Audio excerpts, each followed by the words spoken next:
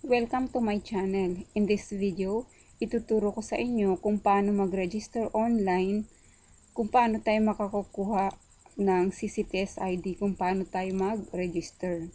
So, punta tayo sa Google Chrome, click natin ang Google Chrome. And then, punta tayo sa Google. Then, type natin CCTS Registration. So, ang CCTS ID na ito ay importante para sa pag-travel natin papuntang South Cotabato. Ito ay yung ID na ginagamit, pinapakita sa kanila kung dadaan tayo sa mga checkpoint papuntang South Cotabato.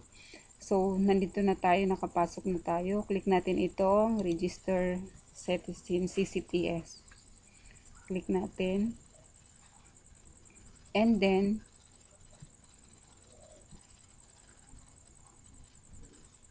enter natin yung mga details natin. So, ito na. Kung head of the family ka, you can choose head. And then, kung member ka ng family, member ka lang, so member ang ilalagay natin. Choose member. And then, sulat natin yung name natin.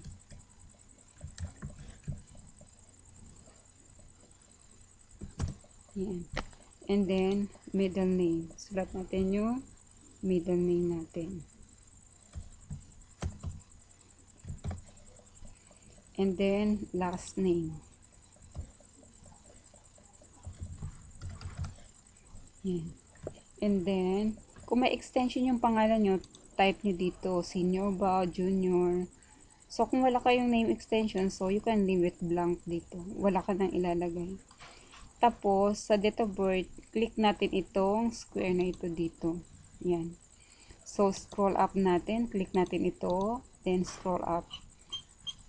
So, choose natin kung kailan ka ipinanganak. So, ako ipinanganak ako 1982. So, scroll up natin. 1982. Yan. So, July. Then, yung date. July 8. So, yan. July 8, 1982. So, kung tama na, so, okay na. Then, sa sex, you can choose female ba or male. So, I choose female kasi female ako. Then, sa province, choose mo kung anong province ka.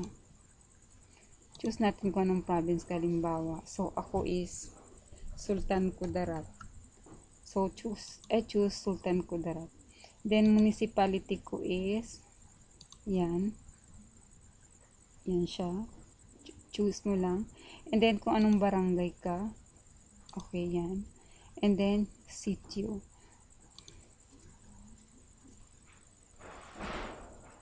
Ayan. Ayan siya. Then, pwede kang maglagay din dito ng street and subdivision nyo kung mayroon. And then, so okay, you can leave it black kung wala na ito siyang, wala ka nang ilalagay sa street and subdivision. Then, sa email address, lagay mo dito yung email address mo. So, kailangan kumpleto. Yan. And then, Control A natin to verify email address. Then, Control B.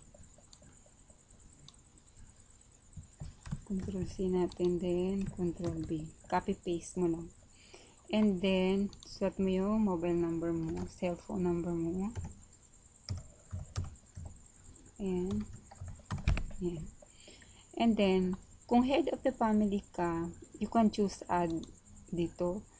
Kung halimbawa yung member ng family mo, yung asawa mo, yung anak mo, so you can add all your family member here, then add household member. Ganun. So, kasi member ako, so hindi ko na i-add household member. Okay. Then, pagkatapos, click natin itong I'm not a robot. Ayan. So, kung sa I'm natin na may mag-pop up dito na mga images, so, you can choose, halimbawa, ang hinihingi niya is heels. So, i-click mo lang yung mga heels. Ganun. Ito, automatic na kasi I'm not in a robot. And then, click mo register. Then, click yes. Yan. And then, kung hindi siya nag-download, automatic downloaded kasi siya. Ayan yung PDF. Kung hindi siya nag-automatic download, you can click here to get your copy. Kung wala siyang descent na PDF, so meron. So, ayan siya. And then, show all.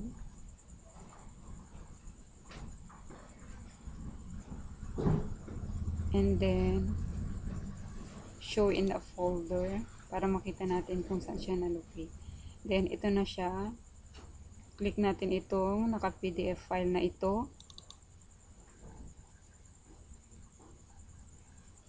Yan. So, ayan na yung ating ID. So, ready to print na siya. Kung mayroon kayong printer, pwede na itong i-click mo ito. Then, magpiprint na yan siya. Then, okay mo lang. Then, that's it. Meron ka ng ID ng CCTS card. Ito ay ginagamit pang COVID-19 ID ito. Ito yung parang tracing card nila sa mga pumapasok sa South Cotabato.